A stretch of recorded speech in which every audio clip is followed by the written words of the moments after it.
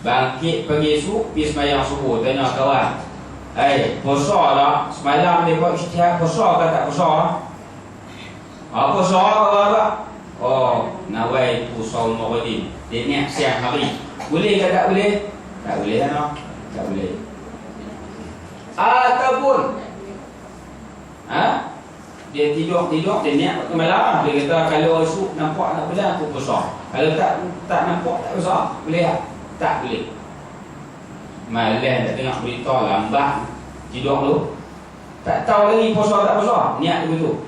Aku kalau esok puasa, aku puasa. Kalau tak puasa, tak puasa.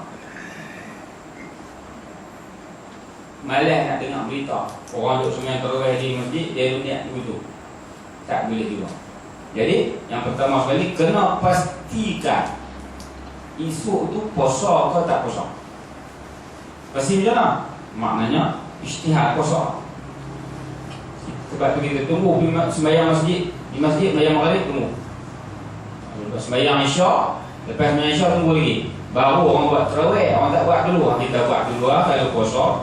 Tak puasa dapat pahala sunat, tak dapat dulu. Tunggu dulu isytihad puasa, baru kita sembahyang tarawih, itu niat puasa. Niat selalu minta buat.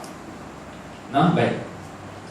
Memadai niat yang demikian itu jika ada terlintas. Baik. Soalan dia, mengikut kata ulama, disyaratkan niat itu mestilah dalam hati. Memanglah niat hati. Tidak memadai jika hanya sebut dengan lidah saja. Sebut saja aku puasa esok hari bulan Ramadan 4 rakaat. Ada 4 rakaat. Pasal semua sembahyang. Saja aku puasa besok hari bulan Ramadan wajib atas aku tahun ni kerana Allah Ta'ala. Baca saja dalam hati tak masuk. Tak kira niat. Yang penting dalam hati. Apakah hukum jika seorang itu bangun bersahur pada waktu malam, makan dan minum dengan tujuan supaya tidak lapar dan dahaga pada esoknya? Adakah ini sudah memadai sebagai niat ataupun tidak? Dia bangkit sahur. Mak dia kata, mak makan esok lapar payah. Tak puasa esok. Dia berkata, apa mak tu? Takut lapar makan. Dia kata, takut lapar makan. Cukup ke tak cukup? Memadai ke tidak memadai? Memadai niat yang demikian itu jika ada terlintas dalam hatinya yang ia akan berpuasa esok hari pada bulan Ramadan dengan sifat yang wajib dinyatakan baginya, kerana bergantung setiap satu itu dengan niat hendak berpuasa. Kalau lah ni makan ni takut lapar esok nak puasa, niat lah.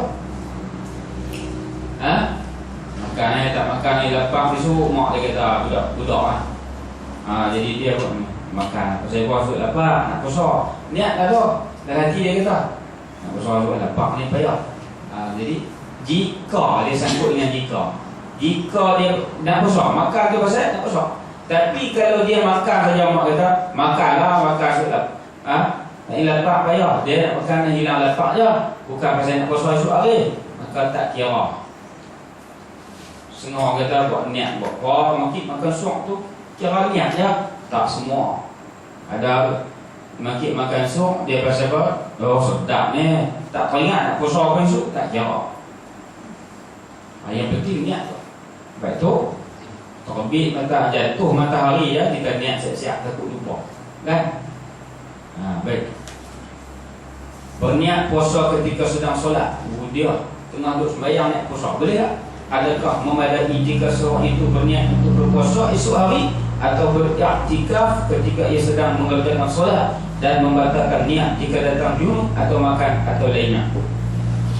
Memadai niat untuk berpuasa ataupun beriktikaf walaupun ketika sedang mengerjakan solat, tengah duduk sembahyang tarawih, esok aku nak puasa Ramadan dia sembahyang teringat nak puasa. Lepas tu esok nak buat tujuan apa pula? Tanya sembahyang. Esok buat tujuan apa? Duduk sekaya. Dalam sembahyang tu hak main sangat. No? Dalam sembahyang tu dia main sangat. Pasal apa? Sebab ada tok syekh tu keliling kita, tok syaitan ni. Hak tak pernah teringat dia nak teringat Allahu Akbar. Mula takbir saja dia main serbu. Dia main serbu dulu. Tak pernah ingat pun dia ingat. Sebab itu ada seorang ulama, kata silap saya, Imam Abu Hanifah. Ada orang yang mengadu dia, ya Tuk Imam, hai Tuk Guru, saya ni dah hilang barang. Tolonglah buat ayat sikit, berdoa sikit, tu dapat. Jadi Tuk Guru ni kata, hampir ni sembahyang. Betul ramai Tuk kami sembahyang 2 rakaat. Dia pun ikut Tuk Guru suruh bimbing sembahyang apa semua, sembahyang 2 rakaat. Allahu Akbar. Ayam bagi salam. Tuk Guru jumpa dah. Tuk Guru tak ada doa, saya jumpa dah. Dan sembahyang lah dapat. Pasal apa? Syaitan main juga abang. Jadi tuan-tuan kalau dah hilang barang, sembahyang. Syaitan kata, hang puhur tikak tu, hang lupa boleh tengah sembahyang. Sembahyang kalau pergi habis, cepat. Tuk Guru dapat tak puhur tikak. Pasal apa? Tuk Guru tu tahu dah, Tuk Guru tu suruh sembahyang, tahu dah jenis sembahyang kawan ni macam tu. Syaitan keliling dah. Pasal apa? Dalam sembahyang tu, kau ingat macam-macam. Tak pernah ingat, kau ingat. Hak tu puhur tikak, kau nampak boleh. Pasal apa? Gangguan dah syaitan. Jadi kalau kita niat tengah sembahyang, terlintas nak niat puasa esok hari, boleh tak? Sah niat kita. Baik. Melainkan murtad dia kata. Jawapan dia tak kira lagi. Dan tidak memutuskan niat puasanya oleh makan, minum atau jima sekalipun. Niat bukan niat puasa tak batal. Niat puasa tu tak batal kalau dia makan pada malam hari lah, minum ataupun bersama dengan isteri dia, tak batal. Walaupun kita nak puasa sore tidur bersama dengan isteri, tak batal lah, niat tak batal. Melainkan murtad, maka ia dikehendaki supaya mengulangi niatnya semula apabila ia kembali kepada Islam. Orang murtad keluar dari Islam. Macam mana murtad? Banyak cara murtad. Dia menghina hukum Islam, murtad lah. Dia menghina Allah Ta'ala, murtad. Dia menghina Nabi SAW, murtad. Murtad ni maknanya, asal maknanya kembali kepada kufur. Jadi orang Islam ni dia tak pernah kufur, dia jadi kufur. Bila jadi kufur, keluar dari Islam, maka dia kena niat tadi dia. Kalau dia niat depan syar, lepas tu dia kufur, dia murtad, batal niat dia. Dia masuk balik Islam pada malam tu, hang masuk Islam balik, hang mengucap balik, Aziz buat salah ni, dia pun menyesal, masuk Islam balik, mengucap balik. Niat tadi tak pakai, dia kena niat semula. Dia bahaya murtad, bukan niat tak pakai. Amalan hak 10 tahun yang lalu semua tak pakai. Wal'iyazbillah. Lepas tu kita kena jaga supaya iman kita ni tak tercabut. Iman tercabut dengan 3 perkara. Yang pertama dengan i'tiqad dalam hati kita. Itu siapa pun tak tahu, Allah Ta'ala saja tahu. Yang kedua dengan perbuatan. Buat benda yang jadi kufur, disembah berhala, dia kata bukan betul, memi je, lakonnya. Pakai baju untuk sami, pakai pakaian sami, berlakon, jadi orang kafir. Alhamdulillah, jadi murtad. Cukup kepala pakai apa? Kuning merah, duduk di WhatsApp, berlakon, jadi suami, murtad. Contoh saja saya bagi. Lepas tu menghina Nabi SAW, hina Nabi. Nabi dulu ni bukan ada pisau jagut, pisau cukur jagut. Bukan ada pisau cukur, sebab tu Nabi simpan jagut. Komannya Nabi simpan jagut pasal tak ada pisau. Jilat. Kan? Tu hina, boleh jadi murtad. Bila jadi murtad, maka habis niat hak tadi. Dia kena niat balik. Besar ni baik. Itu babnya. Ini contohnya pun tak habis lah. Okey, 10 dah. Baik, kita langkah-langkah ya. Ini sebagai satu peringatan bagi tuan-tuan tahu dah puasa tak tahu dah. peringatan kita. Baik. Wajibkah berniat setiap malam atau memadai niat puasa sebulan? Ini kita tahu dah selalu. Kita mazhab Syafi'i kena niat setiap malam. Apa yang wajib? Sahaja aku puasa esok hari. Sahaja aku puasa esok hari bulan Ramadan kerana Allah Ta'ala. Ataupun sahaja aku puasa wajib Ramadan. Yang penting ada puasa niat bulan Ramadan wajib kerana Allah Ta'ala. Kena tentu puasa bulan Ramadan esok hari, esok lah, tiap malam mengikut mazhab Syafi'i, Hanbali dan Hanafi. Wajib niat tiap malam. Tapi sekiranya ia berniat untuk berpuasa sebulan pada bulan Ramadan, maka memadai pada pertamanya sahaja, tetapi disunatkan ulang tiap malam. Jadi kalau kita niat sahaja aku puasa pada malam pertama, sahaja aku puasa besok hari sebulan seterusnya bulan Ramadan ni kerana Allah Ta'ala. Jadi boleh sunat kita ulang tiap malam. Pasal apa? Ditakdirkan jika terlupa niat pada satu malam, maka bolehlah dia taklidkan kepada mazhab Maliki. Makna boleh ni apa? Taklid mazhab Maliki. Maliki kata cukup sehari, malam pertama sebulan cukup lah. Jadi kita standby, orang kata standby, orang putih kata. Orang Melayu kata apa? Spare. Apa ni apa? Spare bom Melayu lah. Standby, spare, semua orang putih. Hak Melayu kata buat siap-siap. Ya. Peringatan buat siap-siap. Kita kata buat siap-siap, buat dadah. Niat dadah. Supaya jangan kita, kalau terlupa pada malam berikutnya, kita kira taklid mazhab Maliki. Jadi malam pertama tu siap. Kalau kita jadi imam, kita banyak ahli jemaah, tuan-tuan malam ni kita niat semua nak puasa sebulan. Semua berkat niat. Niat. Tak dengar pun. Memang tak dengar ke hati. Semua berkat niat. Senang 2-3 saat niat. Pahala lah tuan-tuan. Dengan kita apa tu imam ni duk peringat kat orang. Pasal apa? Kalau tak niat, tak sah puasa. Tu imam dapat pahala banyak. Ni ahli jemaah sekalian ni, kita berkat niat. Sebab tu selepas main tarawih kita kata, tu imam baca doa ya, nawaitu shauma ghadin. Makmum pun ikut belakang. Pahala tuan-tuan. Kalau makmum ada 40 orang, 40 pahala tu imam. Tu kelebihan orang yang memperingati orang lain untuk buat kebaikan. Jangan kata tu pun nak abang, aku tahu lah. Dah pahala. Kita pun pahala.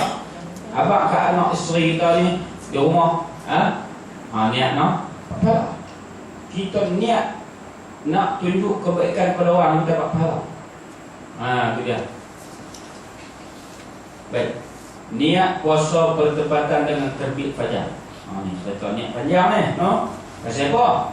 Al-umuru bimaqasidiha. Setiap perkara tu mengikut niat dia. Kita nak dapat pahala main mengaji ni. Main mengaji ni ikut niat kita.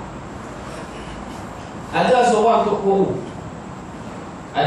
guru. Dia dulu ramai-ramai dengan anak murid dia. Tiba-tiba ada orang main rumah dia, tempat pengajian dia. Orang main, Assalamualaikum.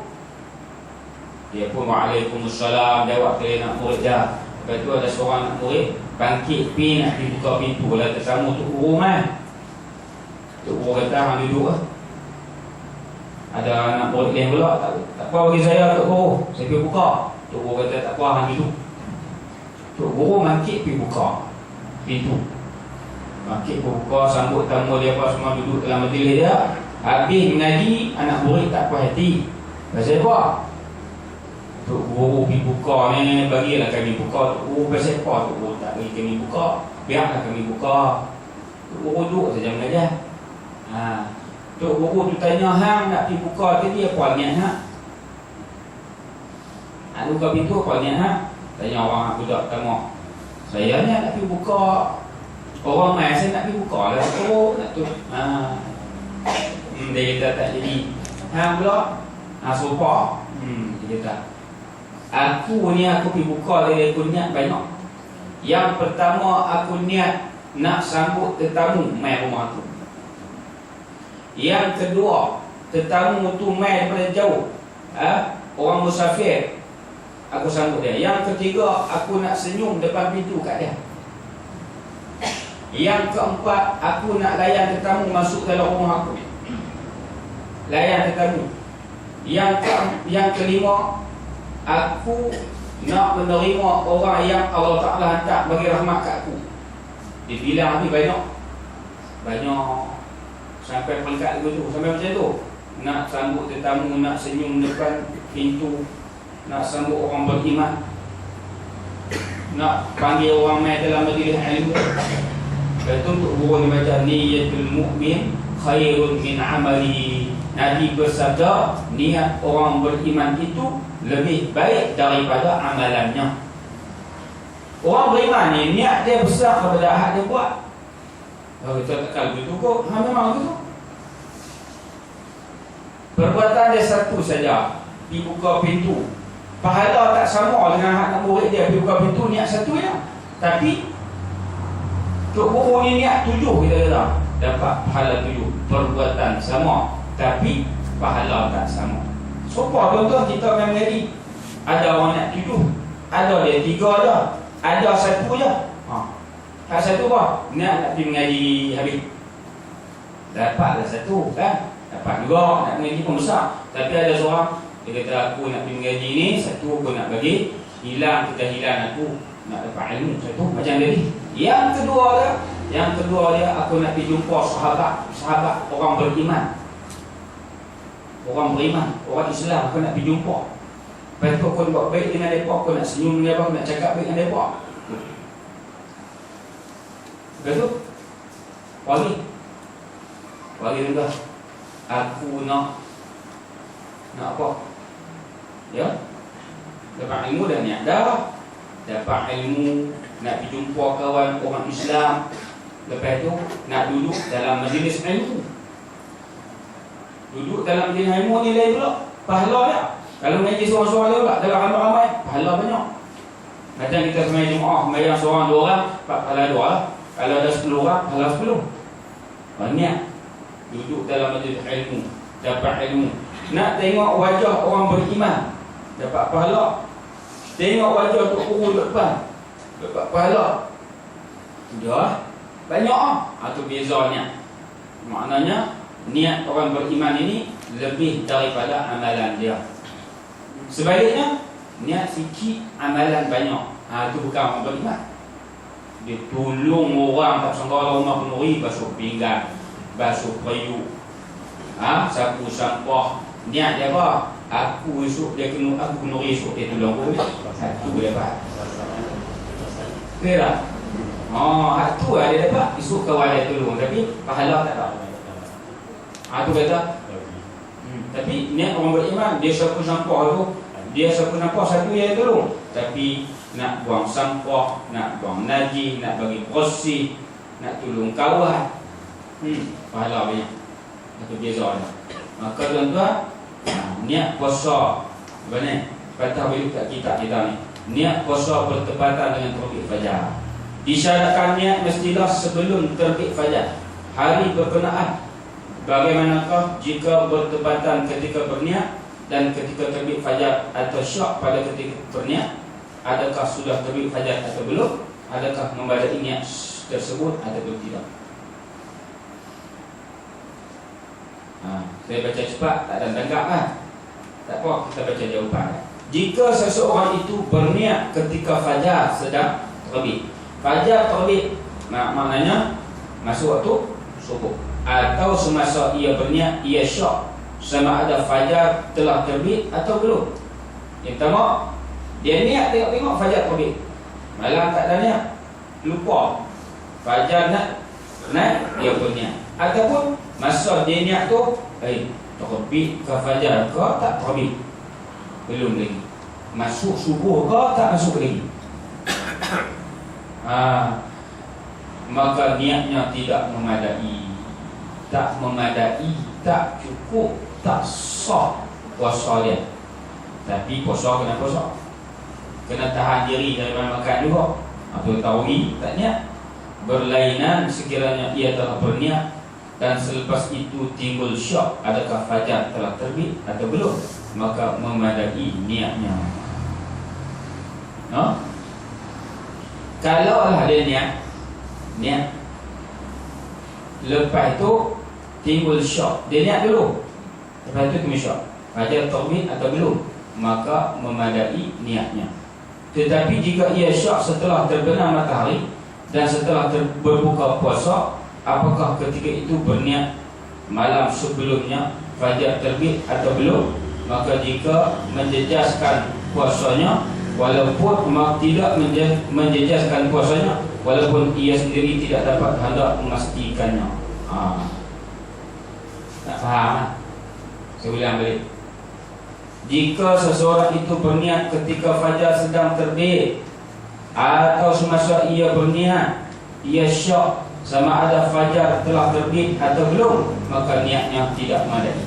Tengah fajar terbit baru ni, ataupun tengah niat tadi, terbit ke tak terbit, subuh ke tak subuh, tak cukup. Wahwah lah. Syak ni wahwah. Bahasa kita kata syak, bahasa tak ragu-ragu. No? Bagi syak kita ni syak kawan tu, masa aku syak dia curi, tu syak lain. Syak juga, ni syak 50-50 syak. Berlainan sekiranya ia telah berniat dan selepas itu. Niat kata dia, lepas itu syak, adakah fajar telah terbit atau belum. Masa dia niat tadi, dia tak ingat apa. Lepas tu barulah terbit ke tak terbit. Tapi kalau masa dia niat tadi, dia nak syok, subuh ke tak subuh, tak pakai. Beza. Tapi hak ni, kes kedua yang boleh pakai ni, dia niat, lagi niat tak syok apa-apa. Aku puasa esok hari kerana Allah Ta'ala. Lepas 10 minit lepas tu, tadi aku niat masuk dari, tak apa. Tapi tengah duduk niat tu dia syok, tengah duduk niat syok tak boleh. Tapi lepas niat, lepas tu baru syok. Habis dah niat dah, tadi aku niat tadi masuk lagi tu, tak apa. Tu beza dia. Habis nak? Baik. Dia berlaku, bukan tak berlaku. No? Kita tak niat langsung, terlupa. Kita tu kalau semayang tarawih apa semua, balik tidur, lepas tu jaga-jaga. Subuh lepas tu tengok je, masuk je lagi tau, saja pukul suatu hari. Masa tu, masa dia niat tadi, dia syok, tak boleh. Tak memadai, maknanya tak kira puasa tu tak sah. Dia kena qada.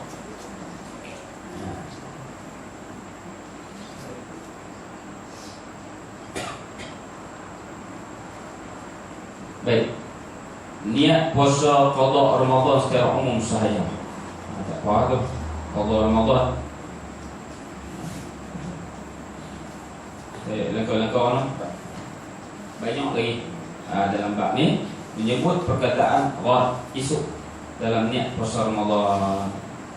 Adakah mesti disebut perkataan ghadin esok dalam niat ataupun tidak?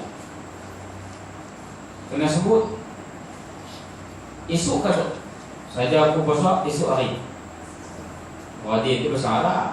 Nah, bahasa Melayu pun esok kena lah. Seperti mana yang semua sedia maklum daripada penjelasan para ulama tentang menggambarkan ta'yin bagi niat puasa itu ialah ta'yin. Ta'yin ini menentukan.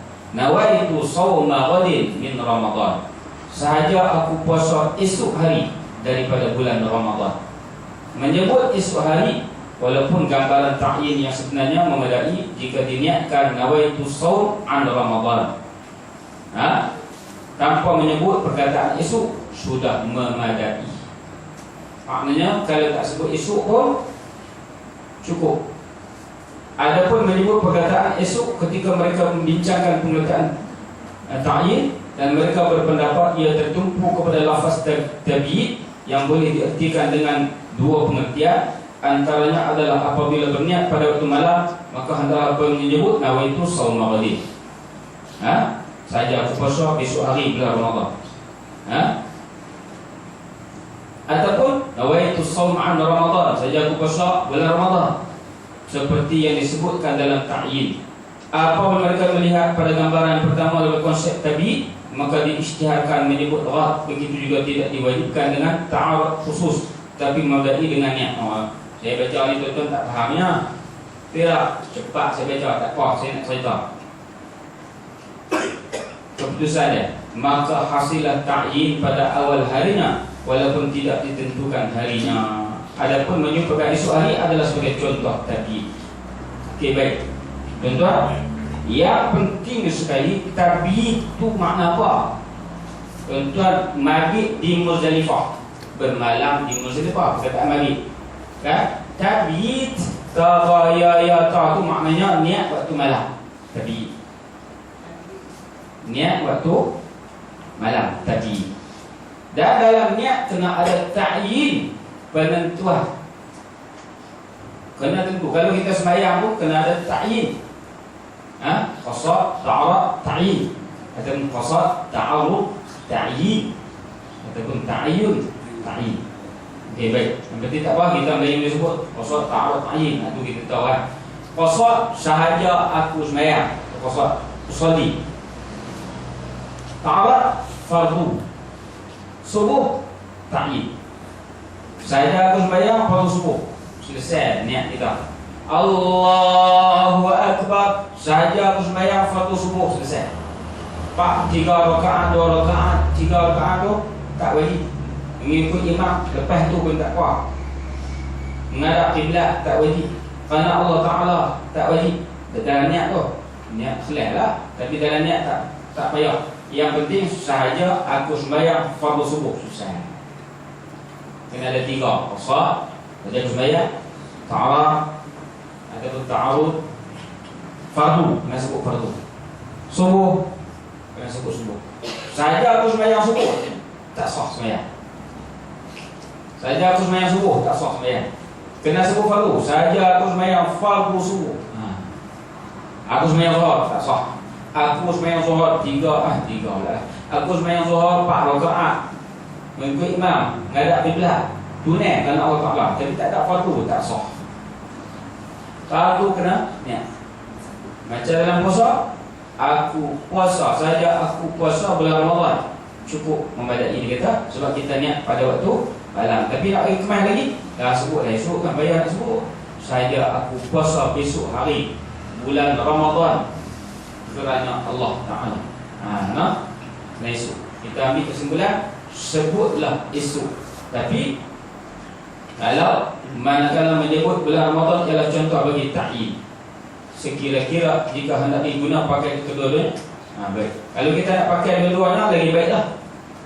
Saja aku puasa besok hari bulan Ramadan tahun ini pula tahun kerana Allah Ta'ala. Tak ada, jangan kita mengikut imam lah. Tak ada. Habis puasa. Niat puasa sunat. Niat puasa sunat, saya tahu ada senang tak? Saya ambil ringkas je. Puasa sunat boleh diniat pada waktu siang. Pernah berlaku pada Nabi SAW. Nabi bangun tidur, tanya Siti Aisyah, "Ya Aisyah, ada apa kita nak makan hari ini?" Siti Aisyah kata, "Ya Rasulullah, tak ada apa ya Rasulullah makan." Maka Nabi kata, "Izan, kalau begitu aku puasa lah hari ini." Nabi sebut, "Aku puasa hari ini." Sebut dengan lidah, dengar kat Siti Aisyah. Siti Aisyah cerita balik kat lidah, "Aku puasa hari ini." Maknanya Nabi memasang niat pada waktu siang. Nabi puasa pasal apa? Dia tak pernah nak makan, puasa. Jadi contoh kat kita, jadi syariat. Apa yang Nabi buat semua jadi syariat, jadi hukum kat kita. Maka hukum puasa sunat, niatnya boleh diniat pada siang hari, selama mana kita belum buat benda yang membatalkan puasa. Kalau dah balun sampai sepinggan nasi goreng, lepas tu baru nak niat, bukan cara dia lah, tak boleh lah. Lepas minyak subuh balik-balik kena nasi goreng dulu kan. Ada apa lagi? Tak ada nasi goreng saja. Kalau itu aku puasa lah hari ni. tak payah puasa kena nasi goreng. Kalau tak makan apa lagi, tak makan, tak buat benda yang membatalkan puasa orang, maka boleh niat aku puasa hari ini kerana Allah. Senang wajib tak boleh. Bila tuan-tuan tengok Nabi tu, hidup Nabi simple, senang. Tak makan, tak ada makan, puasa. Kita kalau tak ada apa nak makan, bayuh satu kampung apa lah, nak makan tak ada. Nabi puasa. Yang kedua menunjukkan Nabi ni orang zuhud. Nabi ni zuhud. Kita ni tak tahu zuhud ke apa tahu no. Makan sehari berapa kali? 5-6 kali makan. Pagi sekali nak makan belum? Saya lupa tanya nak berhenti ke 10 ke tak Pukul 10 semua nak berhenti. Selalu berhenti kan boleh sini.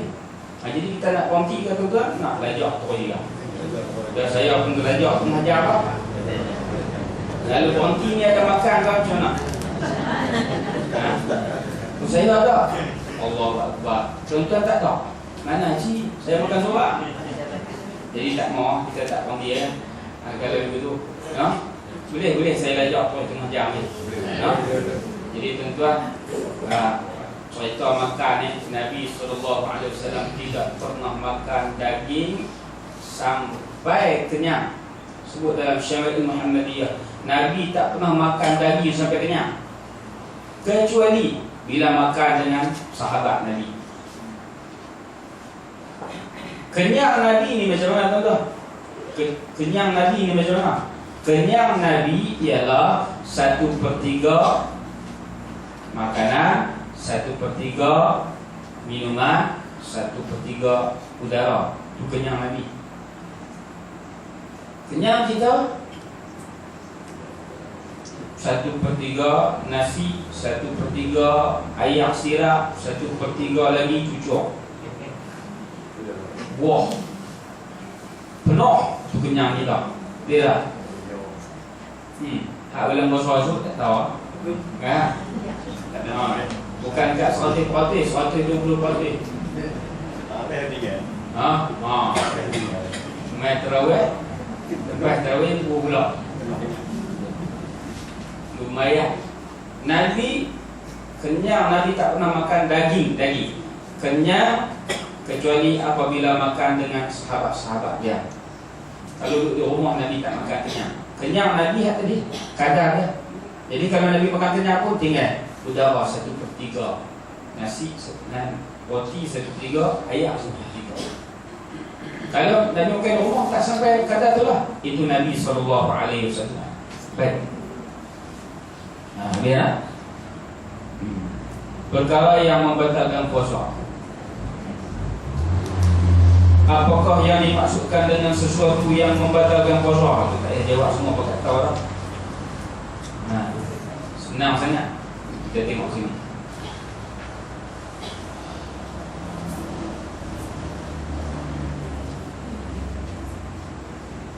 Selalu berlaku, benar? Baik.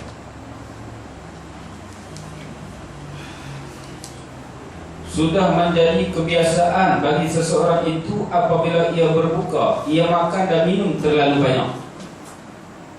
Dan menjadi kebiasaan juga keesokan harinya ketika sedang berpuasa akan berlakulah berkahak.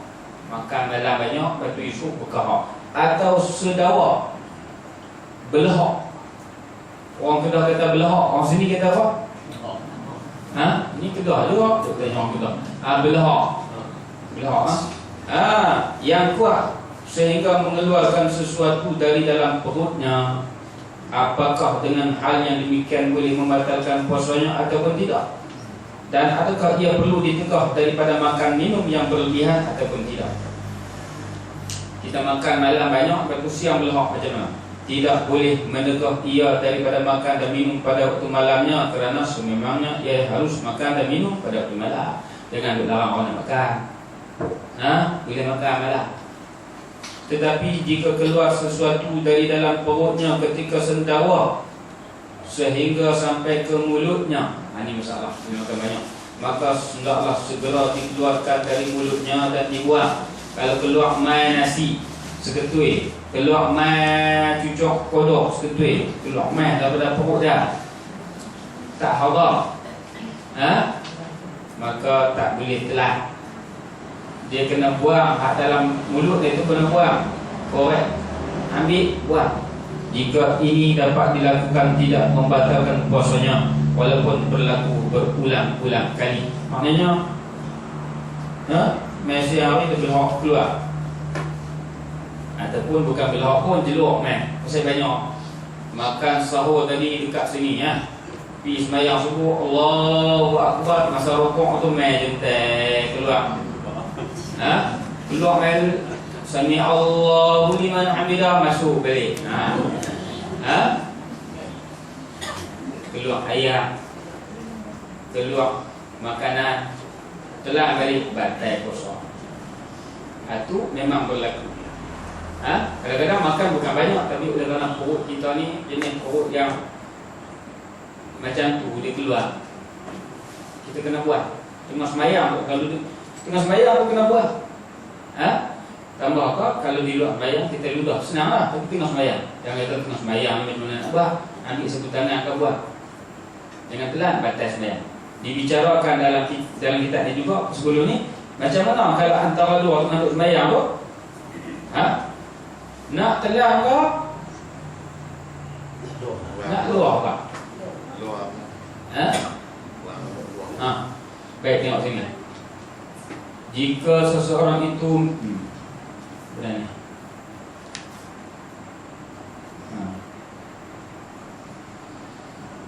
apakah hukum jika keluar kahak daripada otak sampai kepada hak zahir mulut, kawasan luar gigi, dan masuk semula ke dalam mulutnya, kemudian baru diludahnya? Adakah batal puasanya ataupun tidak? Batal puasanya jika berlaku keadaan begitu. Dia keluar dia telan, dia luar balik. Tetapi jika tidak sampai kepada hak zahir atau melebihi hak zahir, tetapi terus diludahkan, maka tidak batal puasanya. Maknanya kalau dia keluar masuk ke dalam, keluar kawasan angkung, masuk kawasan gigi, dia tak boleh telan. Dia tak boleh telan, batal sembahyang dia. Tapi kalau tak keluar duduk angkung nak buat, tak boleh. Dia masuk balik, tak sengaja, maka boleh. Tak sengaja, jangan keluar telan sengaja kan, tak boleh. Minyak masuk ke dalam badan, celak masuk ke dalam lubang mata dan menelan air dia. Jadi ringkas cerita dia, tidak batal puasa bagi semua masalah tersebut. Masalah apa? Apakah hukum sekiranya minyak dimasukkan ke dalam badan atau celak masuk ke dalam lubang matanya atau menelan air liur yang masih di dalam mulutnya yang tidak bercampur dengan sesuatu yang lainnya, atau ia menjelirkan lidahnya dan sebab itu ia menelan air liurnya, adakah puasanya batal ataupun tidak? Dia orang dulu ludah ni contoh kata batal, ludah tak pampi puasa, habis kering mengkung, tak payah ludah, boleh telan air liur. Kalau dia air liur duduk atas lidah, dia jelir lidah dia keluar, betul? Telan balik, tak pos lagi duduk atas lidah. Kalau keluar kat bibir dia, dia jilat balik, batal. Itu cerita senang, tak payah baca ni. Ringkas dia. Ya. Ubat mata kita besar. Ya. Ubat tu dia tidak batal dia. Ya. Tak batal. Ayam kita sakit mata, ambil ayam titik yang ubat mata, air mo. Walaupun rasa di lidah pahit, tak batal. Pahit kan? Sampai lidah, tak batal. Ya. Sengaja. Kita pukul tu sengaja. Dia mengalir sengaja lah. Kita bukan memang mengalir itu dah. Dia main turun sendiri tak sengaja lah tu. Tak batal. Tak batal. Walaupun turun main ke rasa di lidah pahit. Baik. Baik. Pak Ika ni banyak cerita dia. Baik. Jadi tuan-tuan, saya rasa kita berhenti dulu bab ni, kita ulang balik saja. Cumanya kita ingat puasa kita ni dari segi, kalau kita tengok dalam kitab tasawuf berkenaan dengan puasa ni, dia ada 3 kategori, 3 jenis orang puasa. Ini kita ulang balik. Yang pertama sekali puasa umum. Yang kedua puasa khusus. Yang ketiga puasa khususul khusus. Jadi kita nak ambil hak mana tuan-tuan? Kita nak ambil hak mana? Dalam kitab ringkasan Ihya tu, Al-Maqdisi, kitab tu dia ringkas.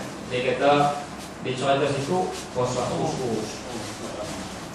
Puasa umum ni kita orang, kebanyakan orang puasa umum, iaitu dia menahan diri daripada makan dan minum, menahan diri daripada bersama dengan isteri dia. Itu je.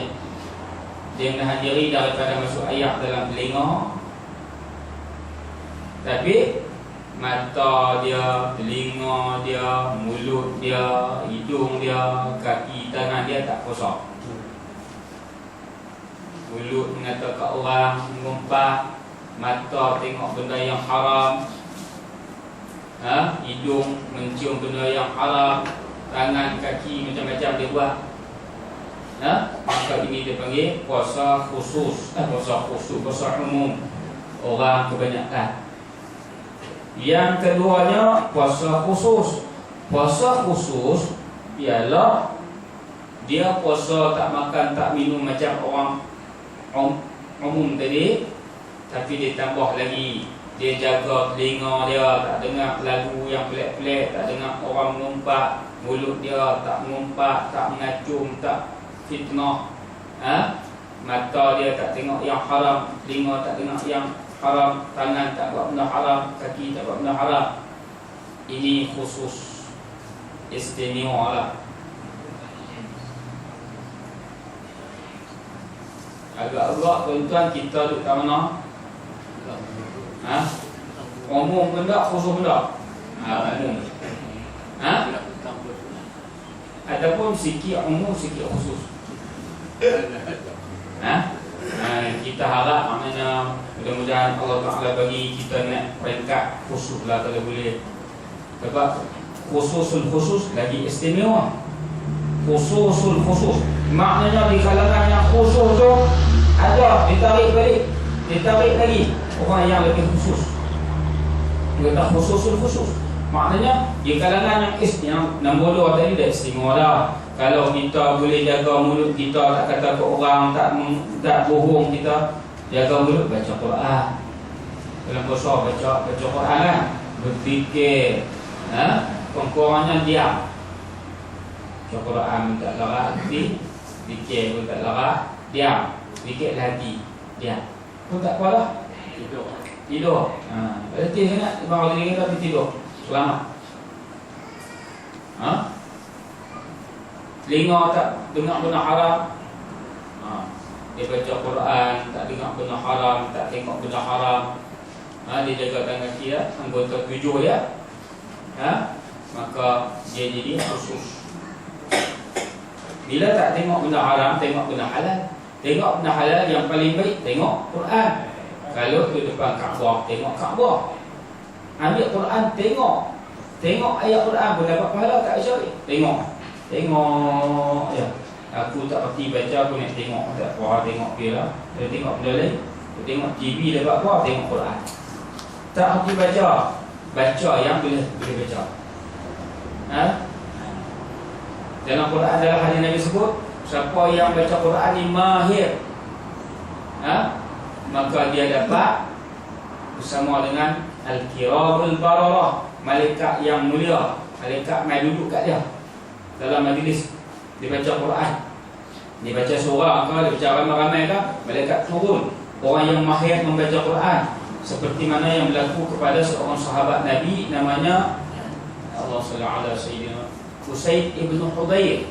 Usaid bin Hudayr ni dia baca surah Al-Baqarah pada satu malam. Dia baca-baca, tengah duk baca, dia baca tepi kuda. Anak dia duk tidur tepi kuda, nama Yahya. Tengah dia baca, dia dengar suara kuda. Dia baca, kuda bunyi. kuda jadi liar. Kuda bunyi macam mana? Gerak. Bunyi. Bunyi juga. Saya pun tak berhenti nampak kuda bunyi macam mana. Kalau Haji tengok agama Hindustan ada lagu agama Cowboy ada kan. Bunyi kuda. Lepas tu dia tengok baca je kuda bunyi lagi. Maka dia takut kuda tu pijak anak dia. Dia pun dia ambil angkat anak dia Yahya ke tempat lain. Masa dia bangun nak angkat anak dia tu, dia tengok di atas lagi ada macam mizallah, macam payung.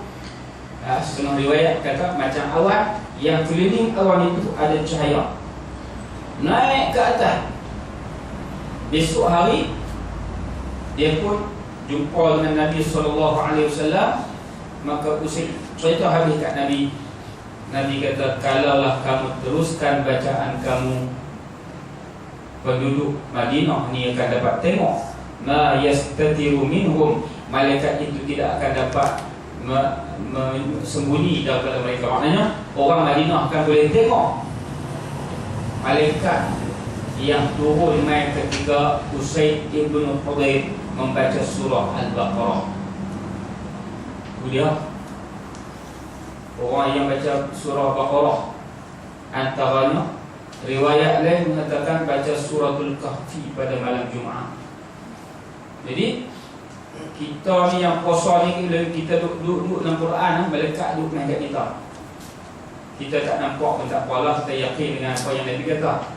Tak semua orang yang Allah Ta'ala bagi anugerah boleh tengok malaikat macam tu. Tapi dapat sakinah, tenang hati, dapat rahmat Allah Ta'ala bulan besar. Jadi kita baca Quran di antara cara untuk mendapat pangkat khusus. Kalau kita boleh pelihara lidah kita baca Quran. Dan setiap satu huruf kan 10 kan. Ada banyak kelebihan. Saya bawa satu cadang tadi nak baca ni, saya tinggal lah, tuan-tuan boleh baca sini. 10 hadis berkaitan dengan kelebihan Quran. Saya himpun 40 hadis. Tapi yang saya bawa ni 10 hadis. Kalau saya baca tempat lain, tuan-tuan boleh jadikan berkat lah, mana-mana boleh tuan berkat baca, ataupun nak step pun boleh. Ini kelebihan Al-Quran. InsyaAllah ada masalah nanti boleh saya baca tajuk ini. Ada masalah insyaAllah. Tapi kita ambil kesempatan bulan Ramadan ni untuk kita baca Quran. Khatam ke tak khatam itu kemampuan kita, yang penting kita baca Quran. Kemudian kita jaga lidah kita. Lidah nombor 1 lah. Puasa ni lidah. Mata kita, itu ciri-ciri puasa khusus. Kadang-kadang hari kita sembahyang tarawih, nak buat 8 silakan, nak buat 20 silakan, nak buat 36 silakan. Tak mau buat langsung, tak payah. Tak payah buat. Kita juga nak buat 8 kan, nak buat 20 kan. Buat 20 pahala lebih. Buat 8 pahala kurang. Cara nak buat 8. Cara nak buat 8. Baik, kalau nak buat 8 banding 10, 20 dengan 8, banyaklah 20. Tapi pasal apa kadang-kadang kita buat 8? Kerana kita fikir kalau kita buat 20, kita sembahyang saja, kita tak ada tazkirah. Kalau kita buat 8, kita boleh buat tazkirah. Sama ada lepas 8 ke ataupun lepas 4 ke. Jadi buat 8 pun ada kelebihan sebab kita boleh dengar tazkirah. Tazkirah pun ilmu. Kadang-kadang menambahkan kualiti sembahyang kita, menambahkan nilai sembahyang kita. Pasal apa kita lebih faham. Yang kita duk sembahyang tu terbayang macam-macam tu pasal apa? Kata ulama, kerana dalam hati kita ni ada benda tu. Allahu Akbar. Ingat baju raya tak boleh, fi raya tak buat lagi, tudung raya tak jadi. Hak tu pasal apa masuk dalam hati? Sebab itulah yang ada dalam hati kita, dalam hidup kita. Tiba-tiba kita dengar tazkirah tu boleh bagi korang sikit hak dunia ni, kata korang sikit sembahyang pun apa ingat akhirat sikit. Jadi hak tazkirah tadi berguna dah untuk sembahyang kita. Guna. Tapi kalau dikira nak 10 20 saja, tak ambil kira hak dalam hati kita sembahyang tu, kira cukup 20. Oh, kami buat 20 tak pernah tinggal sejak zaman dulu lagi. Tapi dalam sembahyang dia macam-macam tu ada amal. Hak mana lebih baik? Hak 8 lebih baik lagi kalau dia khusyuk. Tapi kalau buat 8 pun serabut macam ada 20 juga. Oh mana? Buat 8 sikit, lepas tu ingatan dia macam ada 20 juga. Jadi kurang. Kurang sedap. Jadi kita ambil jalan tengah. Kalau kita buat 8 ada tazkirah. Supaya tazkirah tu dapat sembahyang kita ni jadi ada nilai.